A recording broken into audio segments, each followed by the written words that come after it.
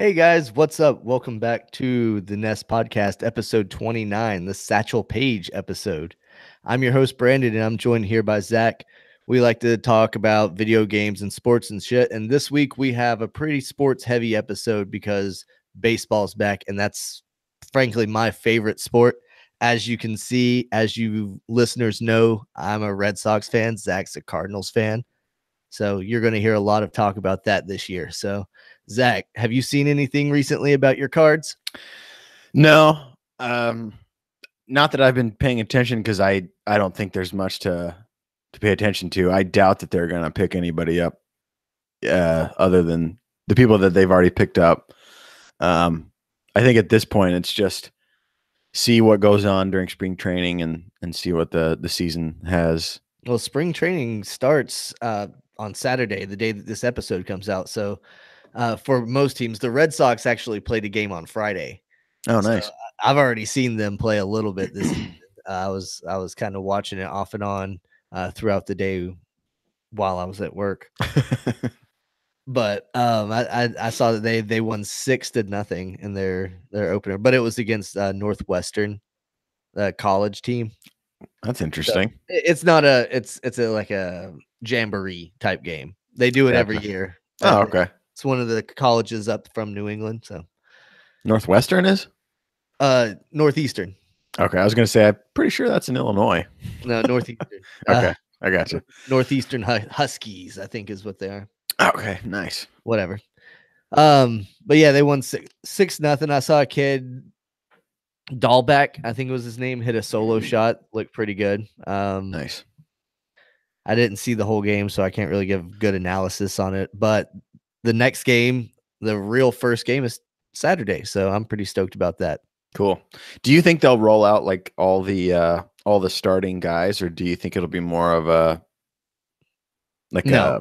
They won't. No, okay. No. To cut you off a little bit early, no, they won't. You'll see some of the starting guys mixed in throughout, but it'll be sparingly. The first game you might see a couple more because it's the first game back and they all kind of want to show face and blah blah blah. But the next couple games, like for the Red Sox, for example, Pedroia will probably be in the mix the first couple games. JD Martinez will be in the mix the first couple of games, but they're not all going to just be a stacked lineup every day. Yeah. Kind of like the preseason for NFL. Yeah, absolutely. And the longer spring training goes, some of the pitchers will be given a little bit longer. Chris Sale, for example, will, instead of only pitching like 2 or 3 innings, will pitch 4 or 5. Yeah. To get them ramped up for like 6 or 7 once the season starts. It's just a slow warm up, a slow build so that, they build their endurance and all that stuff. Yeah. It makes sense. Most sports have a preseason. So. Oh yeah. Yeah, definitely makes sense. I've always thought it's kind of funny that spring training happens in like the middle of winter. Yeah, it's kind of weird, but they go to places where it's warm the entire like winter anyway, Florida and Arizona. So yep. But makes sense. Speaking of Arizona, a lot of National League teams, a lot of good National League teams are playing out in Arizona this spring. And we wanted to talk a little bit about the National League on this episode. We wanted to break down our top 5 teams that we think will go all the way in the National League. And that's basically picking all 5 playoff teams minus 1. So that if we do this, we're definitely kind of calling our shots, but we'll see what happens. Zach, do you want to go ahead and drop off your list and we'll talk about it? Yeah, let me pull it up here. And I thought we could all give mine and give my little thoughts, and then if you want, we can kind of go into further discussion with yours, because I know you're much more into the finer details of baseball than I am. I'm just good at rambling off stats. Yeah, baseball. Like I don't know anything. Oh, right, of course. But yeah, sure. I think the National League is going to be a different picture this year. The American League last year was just pretty stacked, and it was interesting, especially the Astros and Red Sox series. Of course, the Astros had won the year before. Yes. And the Astros won, and then the Red Sox won, and then they battled again in the ALCS last season. Yeah. So I think this year will be a year to watch National League for sure. So in no particular order, first team for me, the Brewers. They did very well last year, especially in the regular season. Obviously, Christian Yelich, MVP, hit 2 cycles, super beast. Kind of petered out at the end of the playoffs there, and I don't know what that was from. Obviously, it's like we always say, it's a team sport, so it's not just on his shoulders. But he did kind of, I don't know, just go cold there for a little bit. But nonetheless, you can't count him and that whole team out. Of course, Phillies, they have a good squad as well. They're expected to pick up Bryce Harper unless the Giants or someone gives them a better deal. So of course, having him on the team would just skyrocket their chances. Rockies, again, another good team that had a solid squad. Arenado is a great player who's I think we mentioned, or either we mentioned it on here or you texted me, that he's probably the next guy to get a huge deal like Manny and them are going for. Manny getting 300 will only raise his value. Same position, equal caliber player. Right. He's gonna get paid next year. Yeah, for sure. Padres, of course, now that they have picked up Mr. Machado, that just skyrockets their chances. And like we had said last episode, they had kind of built up a little bit of a team going on, and this just solidifies their lineup, really. So you can't count them out. And then the last team I have is the Braves. They were a very good team last year with the rookie of the year, Acuna got rookie of the year, didn't he? Yes, he did. Yeah, stud, young kid. And I think they'll only get better as the time goes on with him. That's my 5. You might be shocked to not hear me say the Cardinals, but I think it's a bit of a stretch to say that they'll go all the way this year. Obviously, Goldschmidt is a hell of a player. For me, I'll have to see what he does. I don't want to be too forward thinking and say, yeah, this is it, we've got it. You know, he might get hurt, we might lose people. That can always devastate a season. So not yet, but I'm hopeful, of course, but I don't want to put them on this list preemptively. Well, I agree with a lot of your list. I think you have listed a lot of the better teams of the division, but I'm baffled that you don't have the Dodgers on your list. The team that's gone to 2 World Series in a row, and yes, they've won the NL West 7 years in a row. You're right, and that for me, snubbed them. I did. That is a huge snub for me. That was just one that I could either pick, like the Rockies or them, or the Braves or them. And of course, it's definitely a good pick to pick the Dodgers. I just wanted to kind of. I think you're believing the Manny Machado hype. Yeah, a little bit. I a little bit. I think you're believing all the media that's surrounding Manny Machado and him getting his dick sucked by the national media. I think him being in the National League, like I had said, is the key to his victory. I think he'll have a easy fucking time, at least for like half the season, against these National League pitchers, and I think he'll rack it up. He'll have a good season. I'm not going to dispute that. He will have a good season, but his pitching staff isn't going to be good enough to even come remotely close to going all the way. I don't even think they make the playoffs this year. Oh, wow. The pitching staff in San Diego is very young. They've got a lot of young guns. They've got a lot of young prospects, but they're not proven major leaguers yet. That's the thing about having a good farm system is, it could be great or it could be bust. And until they prove themselves, you don't know. And some of these guys are on track for like 2 to 3 years down the pipe. So the Padres aren't going to be a championship team now. They're going to be good 2 to 3 years from now. They've got Hosmer locked up for the next 7 years. They've got Manny Machado locked up for 10. He's got to opt out after 5. They've got Will. God, I can't think of his last name. Fuck, they got another guy locked up for like 4 or 5 years too. That's a pretty solid player, and in those 3 guys, they have like $538 million. Right. Yeah, that's crazy. And then the rest of the team are just young rookies that haven't really been proven. So it's a huge gamble. And if some of these rookies stick, maybe you make some trades down the line. Hell, Kimbrel's still available. Keuchel's still available. Maybe they pick up one of them before the offseason's over. Who knows? Yeah, that's true. Yeah, but I wouldn't put them on the list just yet. My top 5, you kind of alluded to most of them, and as of now, without Bryce Harper, I have the Phillies at 5. I actually ranked mine out. Okay. Because I wanted to make sure that I listed all of the pros and cons that I thought would make down the stretch. Right. So without Bryce Harper, I have the Phillies at 5. With Bryce Harper, they would be much higher.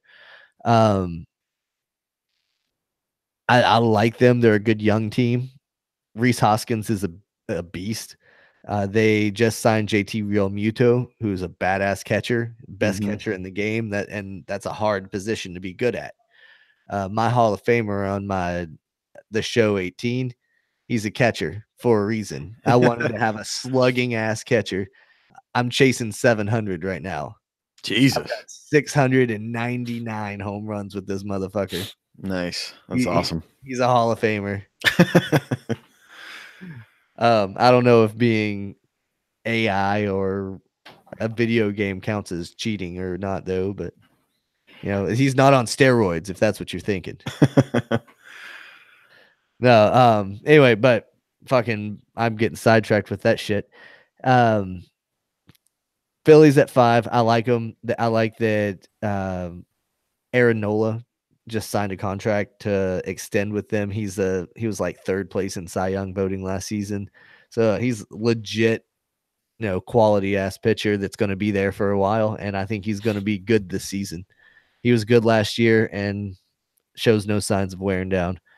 And if they get Bryce, ooh boy, then they're really cooking. The Rockies, I think this is the last year of their window. As we talked about earlier, Arenado is due for a big contract. That means he's a free agent at the end of the year. He won't be there next year. So without him, that team's not as good as they are with him, obviously. So they'll be starting to decline after this season. Is there any chance he sticks with that team? I mean, maybe, but I doubt it. They just can't afford him. All signs point to him being a Yankee one day, but we'll see. They've got a pitcher up there, Martinez. He's phenomenal. He's an early front runner for like a Cy Young award or whatever. He's going to be good. Charlie Blackmon's good. Trevor Story, I love him. He's one of my favorite shortstops in the game. So they've got a good squad, and I think they'll be good for a couple of years, but this is their last championship window, in my opinion. I think after this, I think Blackmon's a free agent next year as well, and that's pretty much going to be the nail in the coffin. I've still got the Braves on here. I think Acuna and Albies are great. I think they're phenomenal players. I think Nick Markakis still being on that squad is huge for them. Good veteran leadership. I like Swanson as a shortstop. I really like to pay attention to the team's shortstops, and he's a good young guy. He's good. He's a talented guy. Yeah. I like their manager. They went further last season than they were expected to. So manager has a lot to do with that. And Snicker, I think is his name. He's a quality NL manager. He knows all of his NL strategies really well. I see him doing his double switches and shit like pretty smooth. Nice. So I've got the Brewers on there at 2nd. You already talked about them. They're beast. They were, NL CS like a couple outs away from going to the World Series.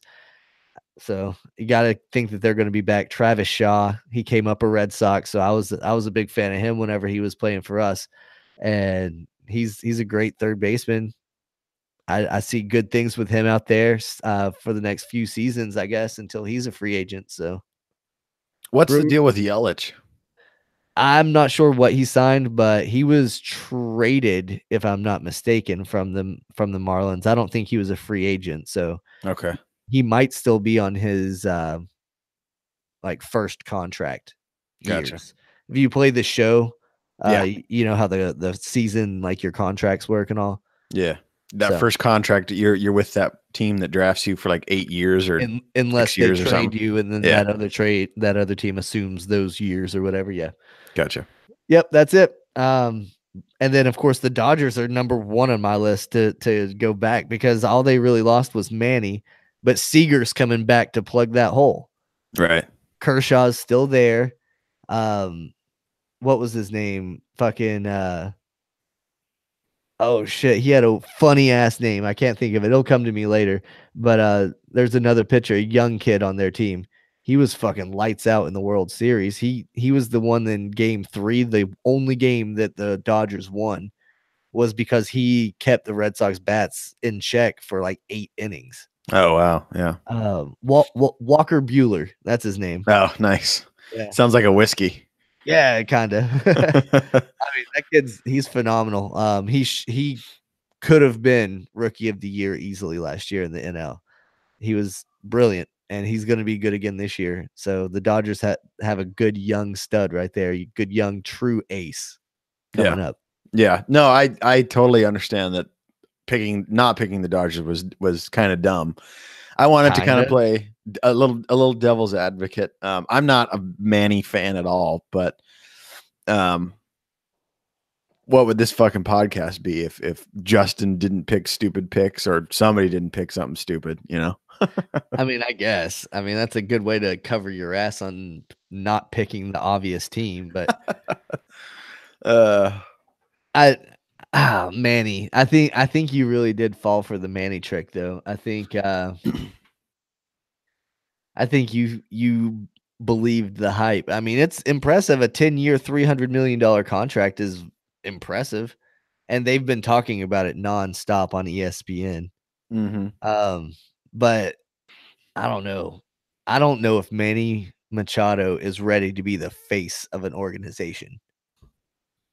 You know, this is the guy that last postseason openly said, "I'm not Johnny Hustle. I'm not going to run out plays." He stepped on 2 different players' ankles as he was running to first base. Yeah, Aguilar and I don't know who else.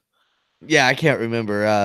I can't remember who all he got, but Aguilar was the worst one. The other one was more of an accident. Yeah, that's the one that really sticks into my mind because obviously his leg was kicked out to try to get the out, and Manny just fucking ran right over it like fuck you. Yeah, whatever. He's a prick. A couple years back, 2016 now maybe, it was when he slid into Pedroia, and that's what initially injured Pedroia's knee. It was a slide into second base where he came in with his spikes up, caught Pedroia as Pedroia was trying to turn a double play, and eventually Manny ended up getting thrown at by Matt Barnes or Joe Kelly or somebody. Threw at him, hit him in the back, started a big brawl or whatever. Yeah, there was bad blood between the Red Sox and Manny Machado for a while. Yeah, but he went on a rant saying that he didn't give a fuck about Boston, that he had no respect for Boston, that Boston was basically a piece of shit town and all that stuff. Yeah, he went on a rant, and he gets booed out of Fenway every time he comes there. So yeah, of course, that's funny. Prick. Yeah, that's hilarious. Maybe he'll be like the heel of MLB and just have this stable of assholes there at Petco. I mean, Hosmer does have the reputation of kind of being a prick too, I guess. So maybe it'll work, but I worry about that attitude being such a bad influence on all of those young players that they have. Yeah. If they turn everybody into a jaded asshole, like superstar, like prick. Divas. Yeah. Yeah, that team's not gonna function, and it'll never win anything. You'll have a $500 million flop. Right. So, that's what I was alluding to when I said I didn't think that he was ready to be the face of an organization Oh or a yeah, for franchise. sure. Yeah. And that's why I've got them at, like, I don't know, 7th, 8th on my list.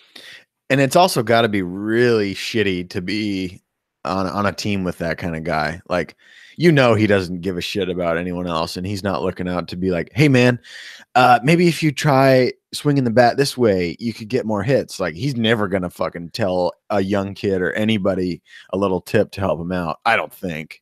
I think he just shows up, does his thing, tries to hit homers, tries to get people out, and fucking goes home. And I guess that's going to make him 300 million bucks. So I guess it's not completely stupid. And you know what's kind of fucked up is he got $300 million. JD Martinez is the kind of guy that helps out his teammates. All of the Red Sox hitters were like, yeah, JD was helping me with my swing, and I'm swinging a lot better this season. Jackie Bradley was one of those guys. He was the ALCS MVP. Mookie was one of those guys. He was the league MVP.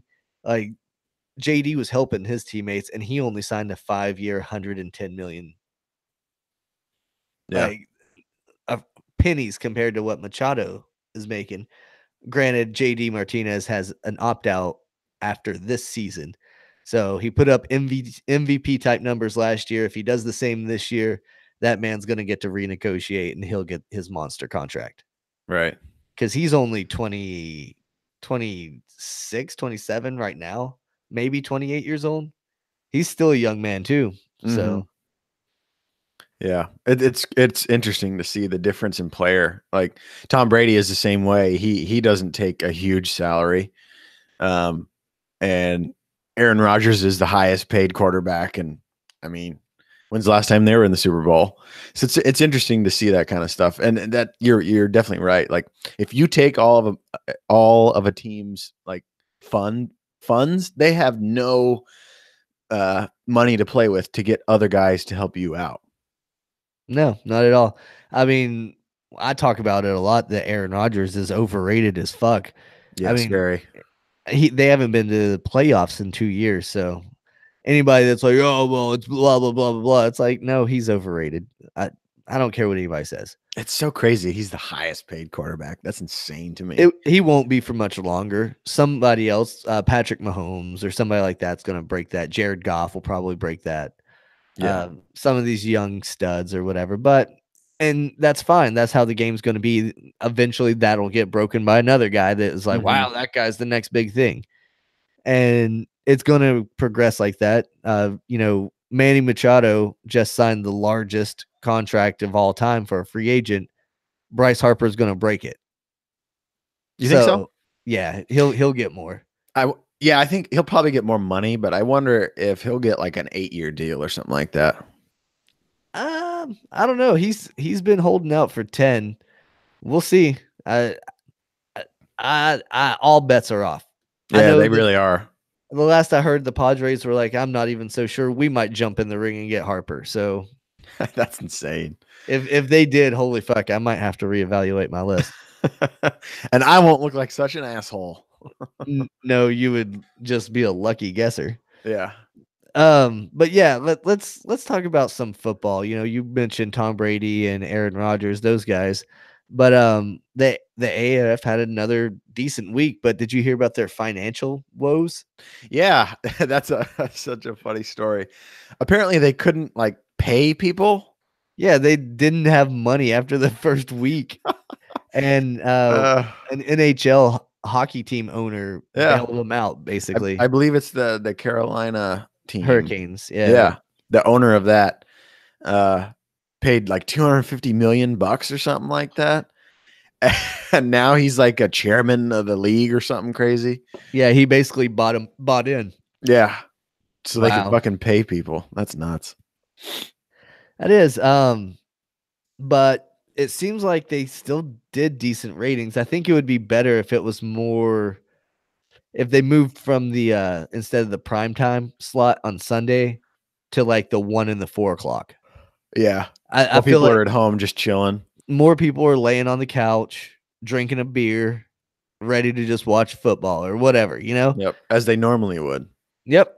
It would just be a continuation of their normal weekend. Yeah. I think that would be a lot smarter too.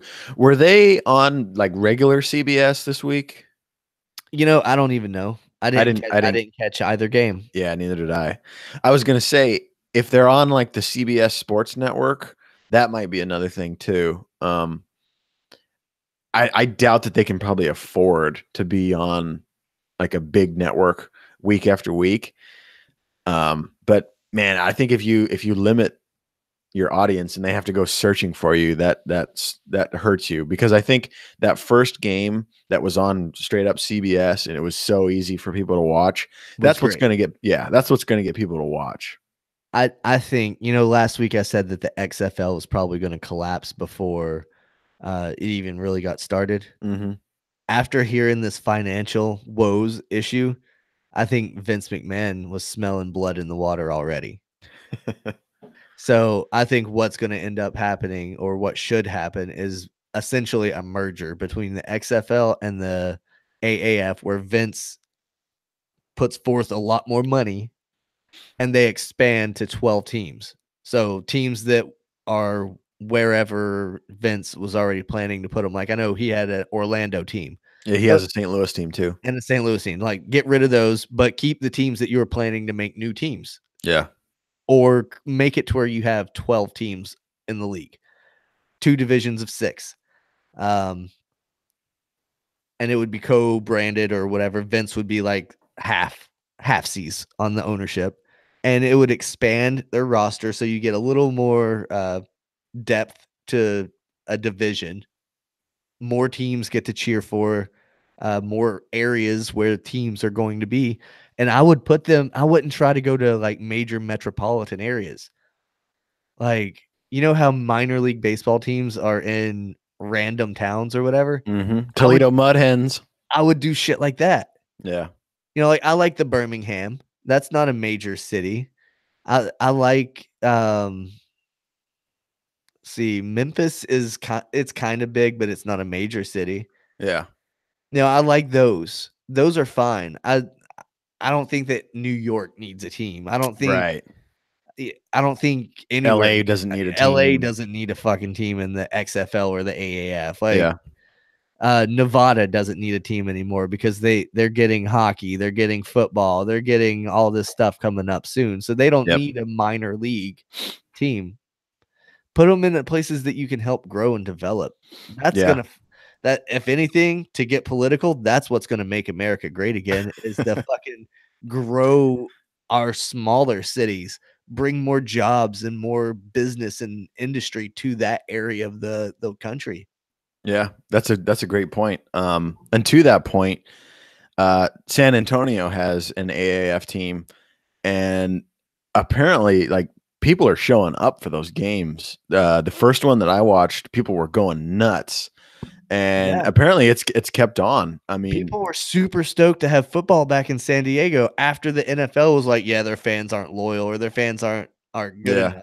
yeah, Like they were super stoked to have football back, you know? yep, it's crazy, and especially in like a Texas city, Oh God, yeah. football's fucking huge there. So just saturate That's that a damn place. religion in Texas. You know, Yeah, anybody that's seen Varsity Blues knows that shit. yeah, Friday Night Lights, all that stuff. So yeah, I think you're right. Like, I don't think it's going to do you any good to put a team in Miami or a team in Atlanta or a team in wherever, because they already have tons of sports. Right. They don't have room for that. So, like St. Louis, we don't have football It here. We makes used sense. to. It makes sense There's for a you. huge gap, you know? Right. It makes Yeah. sense for you to have one there. It makes sense for a lot of other places that don't have, you know, a lot of other professional sports. Like Baton Rouge, Louisiana would be a cool spot. Yep. They don't have anything professional there. Maybe a minor league baseball team, but that would be a cool spot. Help grow that area. Mm-hmm. That's near where LSU is. So I mean, you've got some shit nearby. I don't Yeah. know. If I were in charge of like planning all the athletics of the country, I think that would be a fucking cool job. Yeah. It's a great point about this these secondary football leagues. That's They the should key. they should kind of get together, man. Yeah. I don't there's no way that there's going to be 3 football leagues that are going to all, be successful. I don't think One, there's that much talent. no, yeah. If there's not enough talent for 2, there can't be enough for 3. Like the XFL will either turn into just some shit show that won't last, or like you said, they might merge or something. That'd be pretty crazy if they actually did that. That would be a hugely smart thing. I don't know if Vince McMahon is into that kind of like share the love type thing. I think No. he wants his own shindig, which is probably why he fought WCW for those years. No, I'm sure. Yeah, like in his mind, he thinks he's going to fight the NFL one day. I think. Yeah. I'll take over the NFL, and we'll be the not ever going to happen. no Ever, no. ever. He thinks he's slick that Donald Trump's picking fights with him and shit, but no, never, dude. Yeah, They're way too established.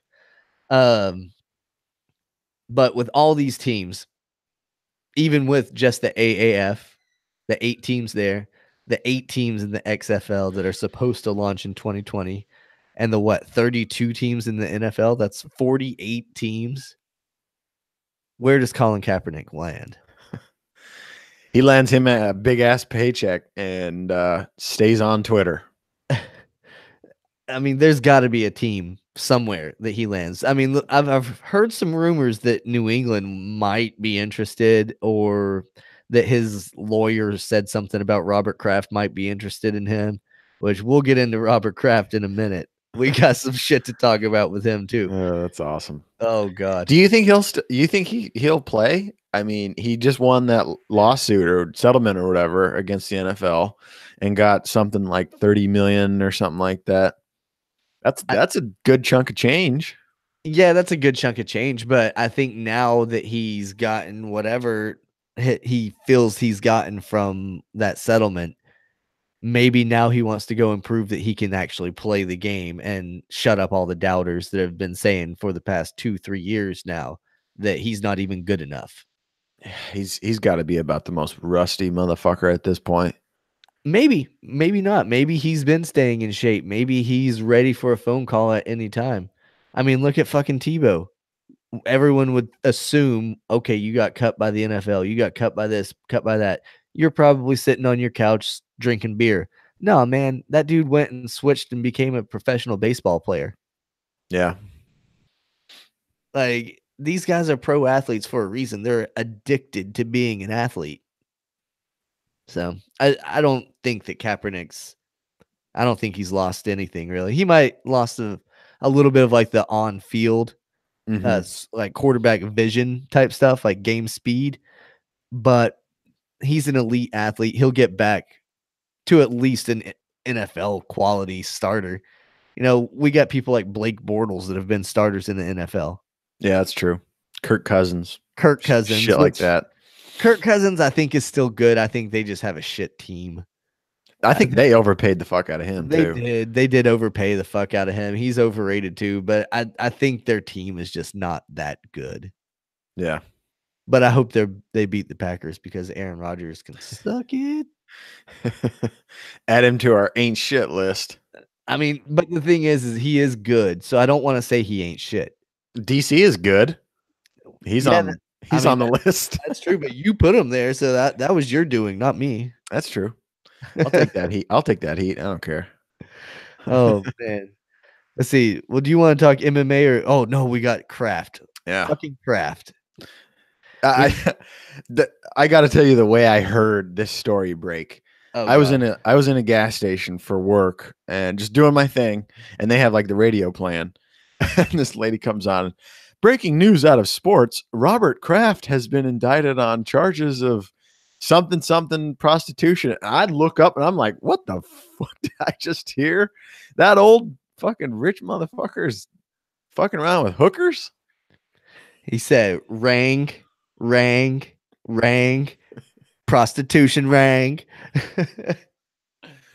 Oh Notice that God. was the pinky ring. Yep, of course. I Man, did not ping him for a partier. well, I mean, I, I don't know how much partying he was really doing. It was a massage parlor, and he was probably just getting a rub and tug. So, That's true. we're dudes. He probably just wanted to get a jerk off from a hot Yeah. Asian chick. Yeah. Can you blame him?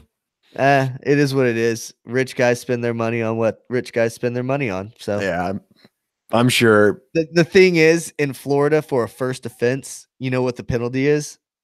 What's that? 100 hours of community service.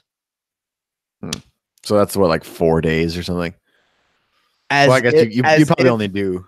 as if he doesn't have a team full of NFL players that have their own charities that always have charitable events that he can just show up at and Yeah. get credit for those hours. Uh-huh. He could probably show up to a TB12 event and just fucking sit there and sign autographs or something and Sit there and smoke a cigar that you were that's been dipped in a stripper's asshole. You can do whatever the fuck you want to do. You're Robert Kraft. That's that Bill Clinton cigar. I saw a report from I'm gonna butcher his name, Adam Shep report. Yeah, I know what you're talking about. I can't even. I'm sorry, whoever he is. Shapaport, something like that. Something like that. Credible source from ESPN. That his name might not even be the biggest name involved. Ooh, nice. I don't know what that was hinting at or alluding to, but the connection was made somewhere on the internet, obviously, that this is no longer the credible source saying this, that Robert Kraft is good friends with Donald Trump. Mar-a-Lago is only about 20 miles away from this place. So I don't know if I don't know if that's implementing anything or trying to suggest anything, but couple of elderly billionaires that just so happen to get a massage and a nice at the same place. Maybe they get a couple's massage. Who knows? Oh, that's hilarious. The funniest thing to me for this whole thing is as you Justin and I were texting about is the differences that would have happened had certain things gone on, i.e., if they would have filmed it, totally fine. If this would have been in Nevada, prostitution's legal, it would have been totally fine. But like certain things didn't happen, so it's this huge deal, Right. In Nevada, they have the bunny farm, bunny ranch or whatever, where you can legally walk in, smile and wave at the camera, pay money, and go into the next room and have full-on sex with someone. Mm-hmm. Thank you. Have a good day. After that. Yep. Pat on the back. Come back. Yep. Come again. Tell your friends. I mean, you can do that in a lot of places in Europe and stuff like that too. So I mean, it's not like Nevada's some sin hole that's the only place to ever do that. No, it's pretty common in the rest of the world to be open-minded. Prostitution's the oldest profession in the world. Sure enough. So anyway, Kraft was getting a rub and tug. His old brittled back and bones were getting rubbed down by some Asian chick. He popped a boner, slipped her a couple extra 20s, and she was jerking him off. I was going to say, I bet he paid her well. Oh, I'm sure. I'm sure she wasn't like hurting for anything like after that for a while at least. Yeah. Unless the mama-san took a big cut. Took the house's cut. That's what a weird thing to have come out in the news. And you know what's great? You told how you heard about it. I work in a typical office setting and have several older people that I work around. And I had already seen the news break on MSN, but someone attempted to break the news to me, and it was this little old grandma lady that I work with. That she's a huge Florida Gators fan. And she's a New Orleans Saints fan, but she hates Tom Brady. And she always likes to rub in every time the Patriots lose. Like, when the Patriots lost to the Dolphins, she made sure The miracle in Miami. she made sure to come and say, "Did you see the game this weekend?" I'm like, yeah, I did. But anyway, so she comes up and she is like, "Did you hear the latest news?" And she has this little grandma smirk and smile on her face. And I'm like, "What news? What news?" And she was like, "Robert Kraft got caught in a sex ring." Oh, that's awesome. And I looked her dead in the eye and I said, "Was it a sex ring or was it a rub and tug?" And she was like, "Well, I don't know." And she turned and walked away. I fuck with this old lady all the time. She's a sweetheart, but she tries to Get you going. she tries to talk shit about sports, and then I talk shit back and she doesn't like it. So whatever. She only had the one comment. You Yeah, threw her off. that's all she really had. And then when I already knew about it and kind of responded, she was like, "Oh, well, shit." That's freaking great.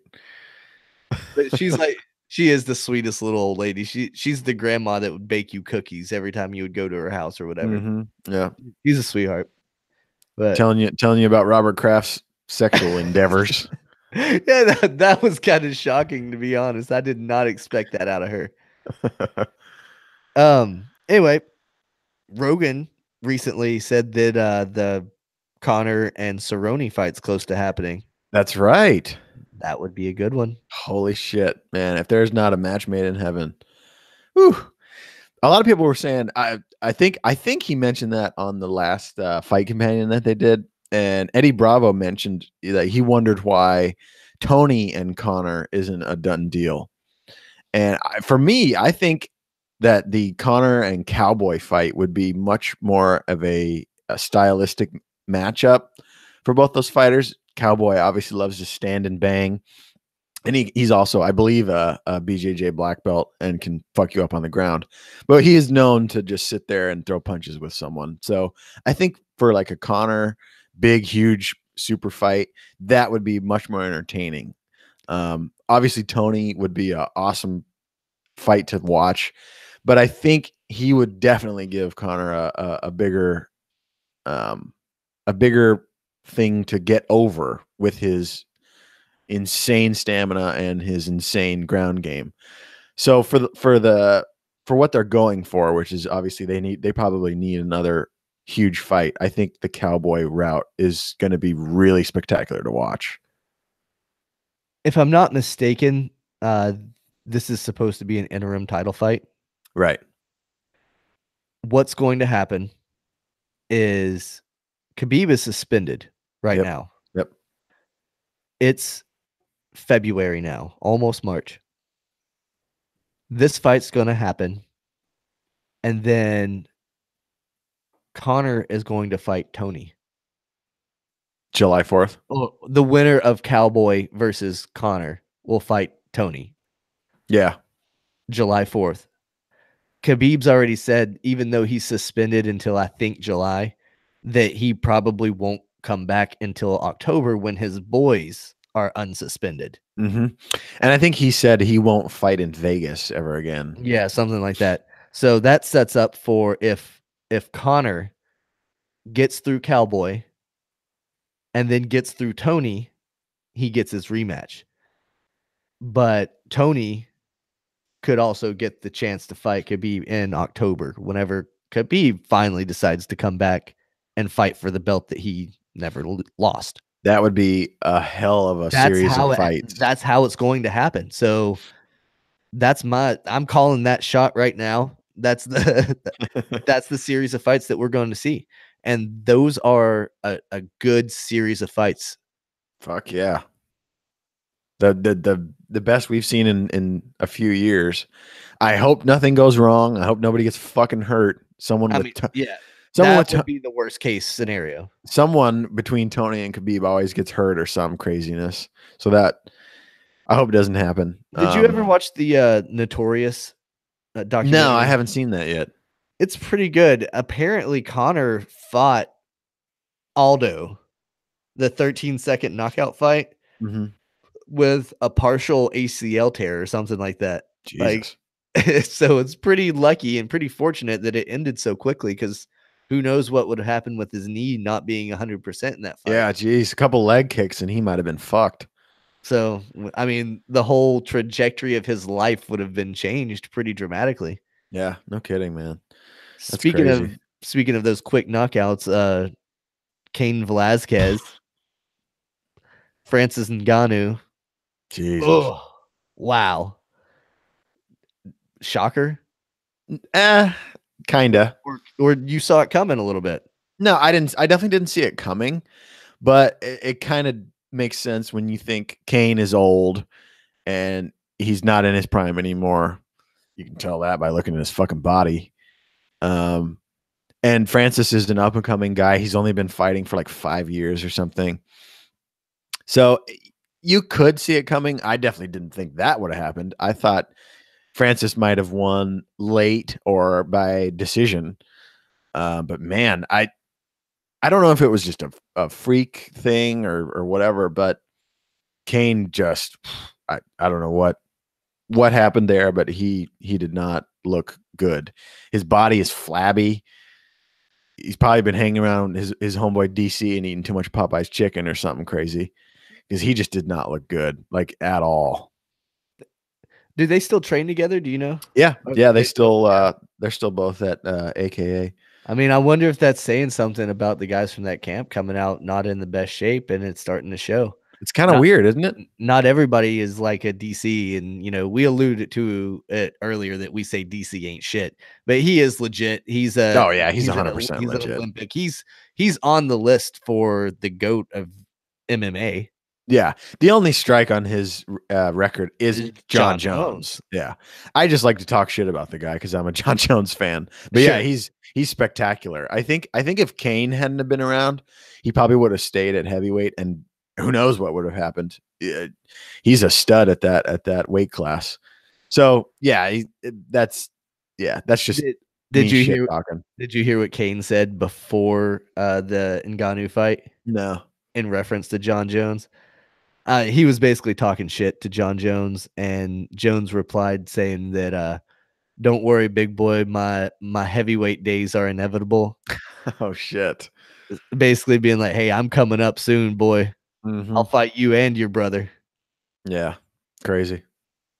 I think that fight was. I don't know if you can.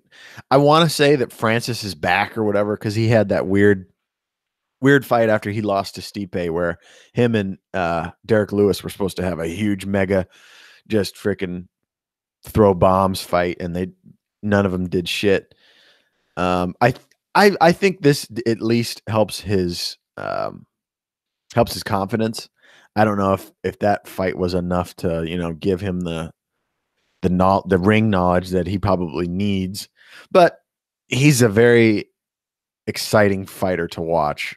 He's probably the next big thing for the heavyweight division because he's young and probably not even in his prime anymore yet. But shit, for Kane though, I think he probably is not going to do a whole lot after this. Maybe a few fights. Maybe he'll do the Tito and what's his name, Chuck Liddell thing where they fight when they're old for whatever reason.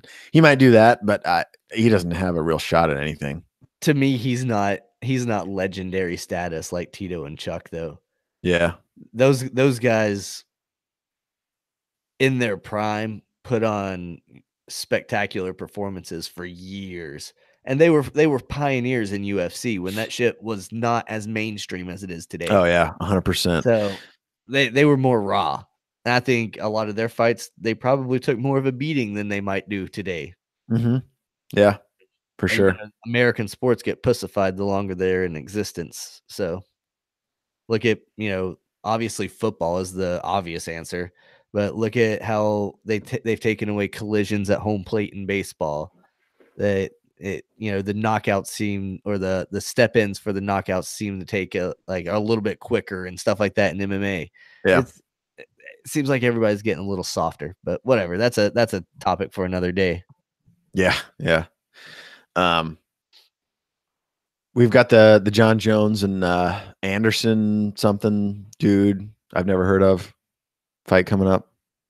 Yeah, I've never heard of this guy either.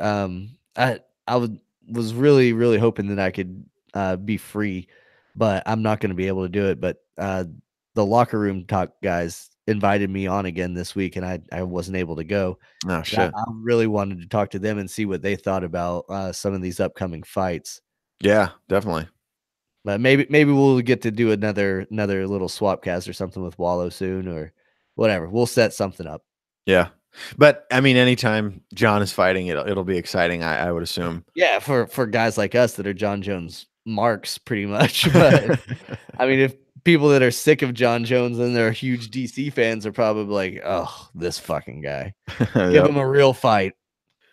But Yep. I don't know. It is what it is. Man, Tennessee and Duke both lost in the same week. Crazy, 2 number crazy, crazy. 1s. That's fucked up. Did you see the shoe thing? Yes. How it cost Nike billions of dollars? So his shoe just blew out as he was like running or something. Yeah, yeah, I guess. I don't know what kind of shoe it is. I don't know if college athletes have to wear a certain type of shoe or whatever. Mhm. I don't know what the rules are on that. But it's not like his shoe because he can't have a shoe deal. He's a Sure. college kid, so Yeah, if I had to guess, I'm pretty sure they have to wear some form of shoe that's picked for them. I bet you they have a few different options or something, but I bet that they are given shoes that they have to wear. right, that's what I think too. I think it's pretty strict and regulated. But I mean that obviously has beefed up the whole one and done argument and all that stuff again. Have you followed along with any of that? No, I have heard that some people are making an argument to get rid of the 1 year mandatory college playtime in for instances like this because say he gets hurt off of some stupid thing and he'll never be able to play in the NBA. I say to that, who's to say that won't happen in the NBA? You know? I think Charles Barkley said it the best. He said Zion going to Duke elevated him to a whole nother level. Last year at this time, we didn't know who Zion was. Only real true fans of basketball knew who Zion was. He was just a high school kid. Right. He was a poor high school kid. That's all he was last year. Now he's a mega star and people are lining up to stuff his pockets full of money. College did that for him. Yes, I agree. He's not getting a college education per se, but college is still benefiting him. He's going to be a first round draft pick, probably a first overall, and get $43 million in a few months. Yep. Don't feel bad for the kid. But without college, that's not possible. If they want to try to come out of high school and brand themselves like on YouTube and all that shit and try to be a viral NBA player or whatever the fuck they want to try to do, let them go for it. They'll end up in the D League and wash out or the G League or whatever it is that's going to take these 18-year-olds that think they're good enough. Mm-hmm. Because that's what you're going to get. You're going to get a whole lot more of 18-year-olds that think they're good enough and don't stick around and play college basketball and play at a competitive level, and they're going to wash out and not be shit. Right. And Yeah. the more and more kids that are encouraged to do that, the worse this problem is going to be. I mean, going back to what Barkley was saying, Shaq played 3 years of college basketball at LSU. Jordan played 3 years of college basketball at Carolina. Barkley himself played 3 years of college basketball at Auburn, I think. You know, he went down a list of several different other NBA greats. Larry Bird at Indiana. Magic Johnson played college ball at Michigan State. You know, like he went down the list, like multiple these guys, the greats of all time, played 3-4 years of college basketball before they went to the NBA. Yeah. I get that kids today can train better. We understand the science of how to build muscles, how to do different things better. But that doesn't make up for just the physical experience of playing the game against other people that are at that competitive level. Yeah, exactly. And that's the main thing, I think. There's definitely those guys that came straight from high school and tore it up. LeBron obviously is probably the biggest one. KG is another one. I think Kobe didn't go to college either. But those guys are anomalies in and of themselves. Like those guys don't just come around every year. Like there's no one and done LeBron James. Like he came around, and we won't see another player like that for 20 years. You know what I mean? So you can't compare yourself to that kind of player. I think you hit the nail on the head there by saying the level of competition that you have to face in college is so much different than high school. High school, you can be a stud and you'll be a big fish in a small little fucking pond in your little neck of the woods where there's no other competition. As you go higher and you get to the collegiate level, everyone there was a stud at their high school or whatever. So it's good players versus good players, and And that's where you find out who is actually good. and Justin said something a few weeks ago, several months ago, maybe, that, all these kids know each other coming up these days anyway through AAU. So they know who's good. So a lot of these kids are branding themselves before they even get to be, 18. They're branding themselves as 14 and 15-year-olds as the next big thing. And they're coming up with highlight reel videos and stuff and posting them on YouTube and shit like that. And they're talented ball players, but they're still not playing basketball against the top level guys. Like you said, they're still the big fish. They're just the bigger fish among the biggest fish. Right. Like as the pond gets a little bit narrower, they're the better of the best. Yeah, they're a little bit better, but they're not pro level yet. And I think a lot of these pro sports, baseball is turning this way too, with all the young talent that's getting big contracts so early in their careers and stuff. I mean, that's great for them. Kids are out there getting paid and working for it. But, back in the day, you didn't have these huge mega contracts and stuff like that. And you didn't really hear of too many like baseball players or whatever that went bankrupt after their huge contracts. I predict that within the next 25, 30 years, we'll be hearing a lot of these guys getting these mega deals that are flat broke. Yeah, for sure. Like Allen Iverson, he was that way. He was getting mega contracts and he lost a lot of it, but I think he's recovered now. But Yeah, I'm pretty sure he went bankrupt while he was playing, so something like that. like I don't think that they should do away with the one and done. I think they should make it be 3 and done. Yeah, I think so You too. need to at least have 3 years of college. And in those 3 years, if you're one of those exceptional athlete players, don't make them take fucking science classes that they don't care about. Don't make them take these dumbass classes that are education based, that make them take classes that will be gear them for life. Mm-hmm. Teach them skills other than basketball, other than baseball, other than football. Teach them another skill.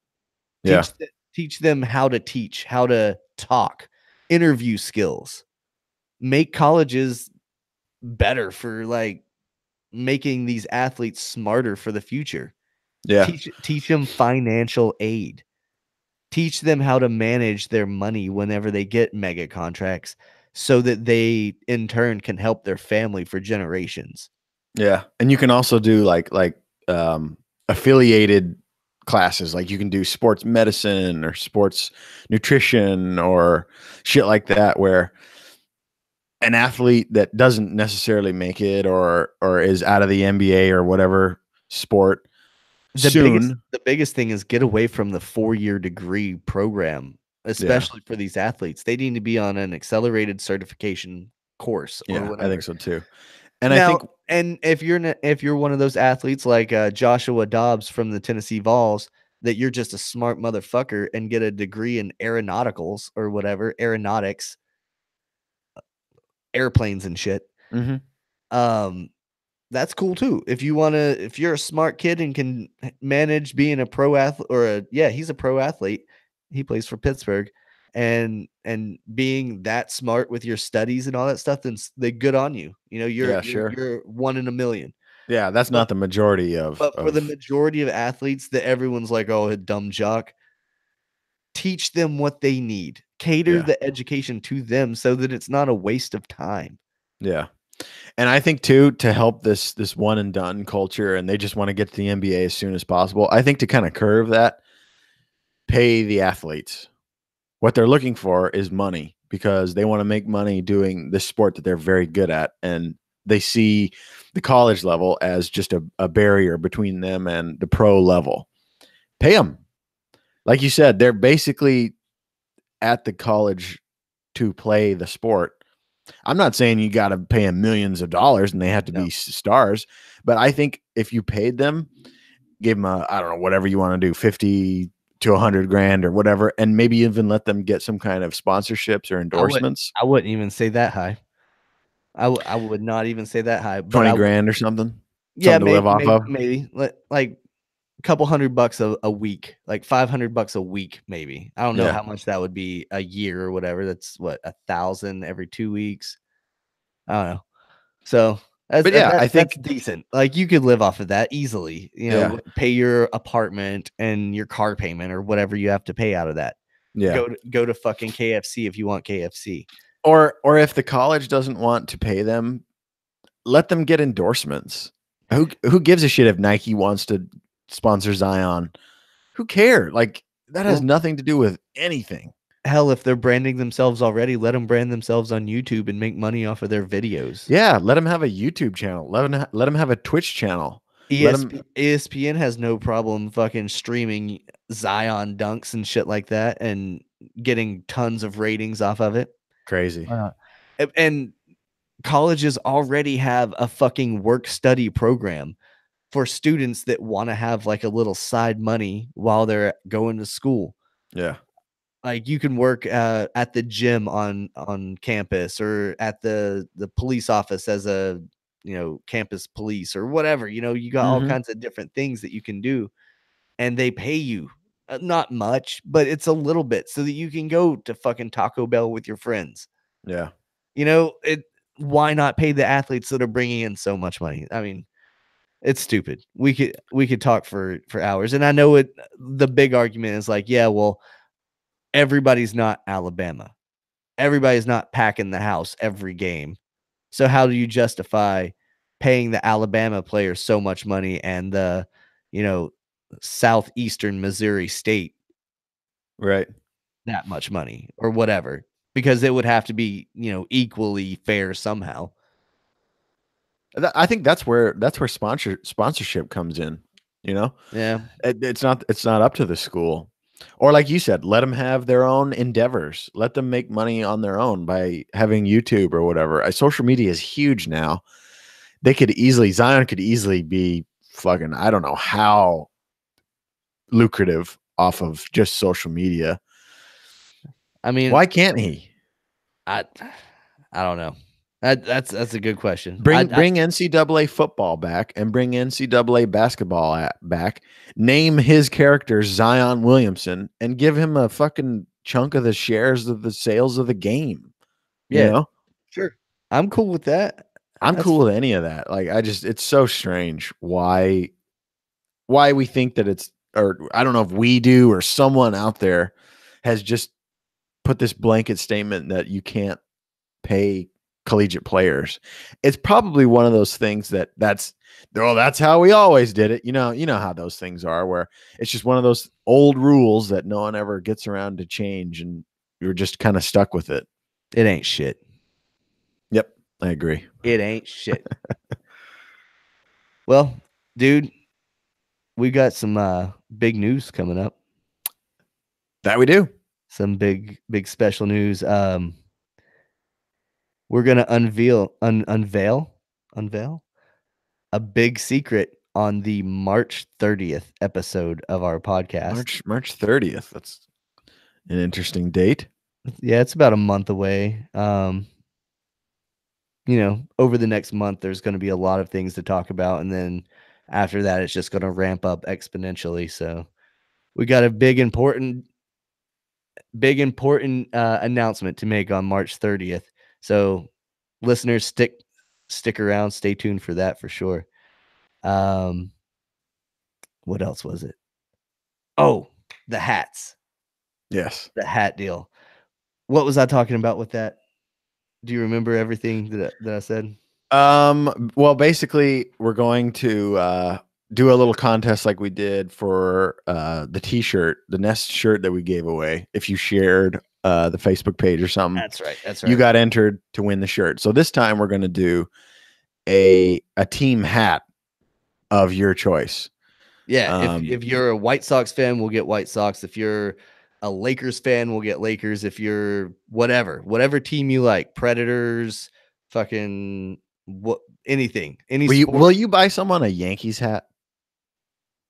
I'll wire you the money to buy someone a Yankees hat. How about that? Stand outside the store. Will you buy this Yankees hat for me? It would be like if I was trying to get somebody to buy me alcohol underage. Yeah. Oh, that would be awesome. I'd get somebody with a McLovin ID to do it. Put it in a brown paper bag so no one knows what you have. Yeah, that'd be dope. But anyway, back to so from here until March 30th, there's that date again. This contest is going to run. So we want you to go out and subscribe and leave us reviews on our iTunes page. This contest is just iTunes only. We'll do something else for like Spotify listeners and stuff like that later on. But I think the majority of our listeners are iTunes. So go out, leave reviews on our iTunes. That's one of the biggest ways that helps us get listeners. If you've left one in the past, that's fine. Leave another one. It doesn't hurt. So leave one between now and March 30th, and you'll be entered into a drawing to win a hat of your choosing. Pretty good deal. We rambled a lot to say a very little, didn't we? Hey, that's how we do things. We're not very good at pitching our promotions, I guess. We need to get better at this. You want a free hat? Do this thing. Free hat, write review. Nice and simple. Yeah, caveman could do it. All right, man. I'm out of shit to talk about. Yep, me too. All right, guys. All right. We'll see you on the next one. Yep.